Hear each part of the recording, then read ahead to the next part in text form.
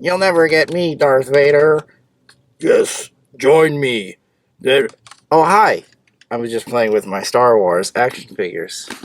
Welcome to So Awkward. I'm Donald, celebrity YouTuber and noted science fiction aficionado. I am here to give my thoughts on the new Star Wars movie, Rise of Skywalker. I will begin by giving the traditional Star Wars salutation. Klaatu Barada Nikto.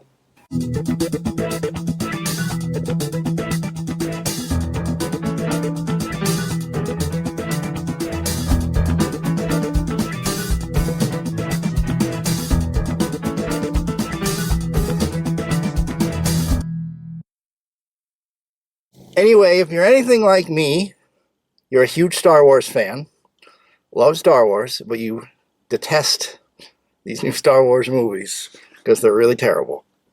Well, I actually like this one. I thought it was really good. I thoroughly enjoyed it. And I don't know if that's because I went in with my expectations so low that I couldn't possibly have been disappointed, or if it was actually a good film. I think it may actually have been a good film. I hated The Force Awakens. I wouldn't say I actively hated it. I just thought it was boring and stupid. Han and Leia, science fiction's greatest love story. Oh, they broke up. Luke Skywalker, he's now a grizzled old hermit. He was a dick. All of his badass stuff. Oh, forget about that. We've got these new characters and it's a beat for beat, shot for shot remake of the first film, A New Hope. Okay. But boring. And then I didn't even see the next one in the theater. What was that one called? The Force Goes to Sleep. What was it called? I literally can't remember. Star Wars, The Last Jedi. Is that the name of that movie? Spoilers, they're still Jedi. There will always be Jedi. That one, I never gave a review of that one because I felt like I didn't even really watch it properly. I skipped it in the theater because I had no interest. I have no interest in this story and these characters. And it was so long and so boring and so off-putting that I think I watched it on Netflix over the course of like 4 days because I could only sit through it like a little bit at a time. And so I had no interest in this movie because I don't care about this trilogy. I was going to skip it. But then what got me back into Star Wars is The Mandalorian, the series on Disney Plus, which I think is great. It's nothing amazing. It's not mind-blowing. I mean, very little happens in it.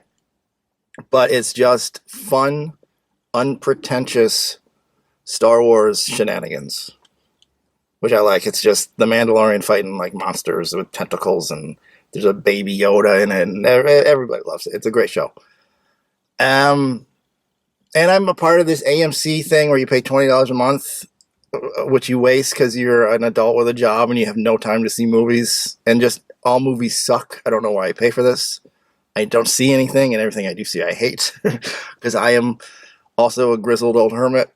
I am more angry and bitter than Luke Skywalker. So I decided, so I looked on the app because now you reserve movies, and there was like every seat was taken except for one right in the middle, just waiting for a lonely sci-fi fan to go see it. So I claimed it, and I saw it this morning, Friday. I liked it. I don't have a whole lot to say about it, and I don't want to spoil anything because if I were to give a review of the previous movie, the one whose name I literally have already forgotten, I couldn't spoil anything because absolutely nothing happened. And anything that did happen was incomprehensible. But there was no plot to speak of. There was nothing interesting. The characters did nothing exciting. None of them were memorable. But this one actually had a plot. It actually was structured with like a beginning, a middle, and an end.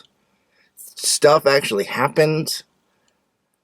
Events happened in a sequence that made sense, and one character would do something that had an impact on something else that moved the plot forward. That's what's been missing in these movies. I still don't really like these characters. I think all the actors do a really good job. John Boyega is great. the Poe Dameron, Oscar Isaacs. He's a great actor, probably. The Ridley Scott, what's her name? Ridley, Daisy Ridley is probably good, but their characters are so flat and boring. The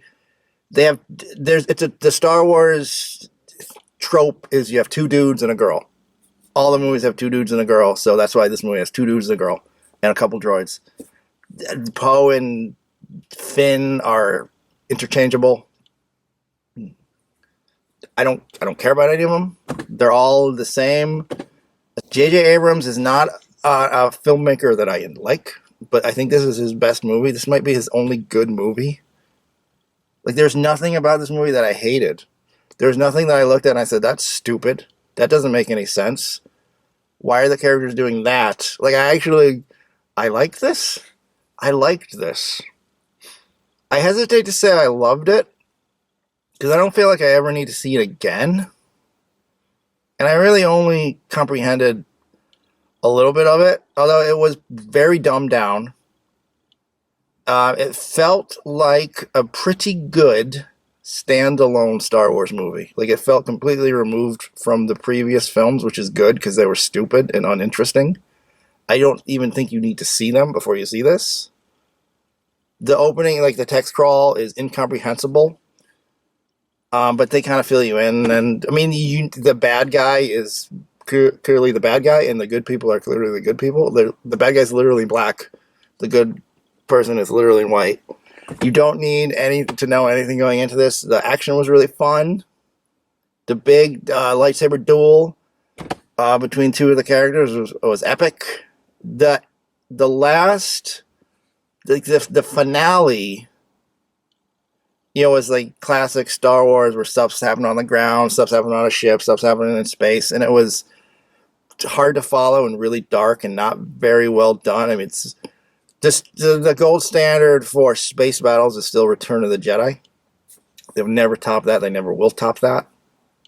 Maybe because with CG you can do anything, and it's like there was just too much shit going on, and it was really dark. And then all the stuff on the planet was okay, but I liked it. I thought it was a fun Star Wars movie. Like I said, I don't have a whole lot to say about it. If you liked the previous two movies, you'll like this because you like anything. So just go see it. If you didn't like the previous two movies, but you do like Star Wars, you might like this because this was Star Wars. Sort of. At this point, there's so many, like there's the Rebels, there's the Clone Wars, there's the other Clone Wars, there's like 3 different series called Clone Wars, there's the Mandalorian, and like Star Wars is not a thing anymore. It's like it become its own genre, with some of it good, some of it bad, but this was fine. This was fine. This was a perfectly serviceable, fine Star Wars film. I can't rave about it, I can't complain about it, but I liked it a lot. I thought it was fun. I don't know if I'll ever see it again. Did it answer any of the questions from the previous films? No. It raised more questions. There were certain things that was like, okay. I wouldn't call anything a plot hole. It was just, I think this whole new trilogy has had absolutely no cohesion or verisimilitude or anybody who really thought anything through. So this is like a standalone Star Wars film, but as an ending to a series, and I don't mean a trilogy, I mean the series. It's like the ending is very satisfying and very powerful and very good. I liked it. It was a good Star Wars Jedi hack and slash fantasy film. I give it a thumbs up. I liked it. Anyway, yeah, that's all